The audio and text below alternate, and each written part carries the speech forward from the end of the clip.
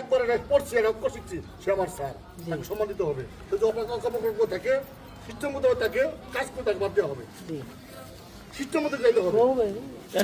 তোমরা সামনে কিছু দেখা যাচ্ছে এখন আমার বর্তমান যুগে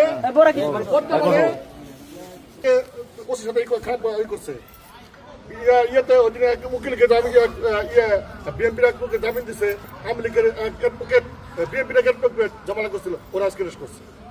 সুতরাং এই সরকার মবের একবারে কঠোর বিরোধিতা করতেছে। যদি কেউ মবকে সৃষ্টির চেষ্টা করে বলে তাদের কঠোর ব্যবস্থা নেওয়া হবে, ঠিক আছে? আপনারা ওয়েট করেন।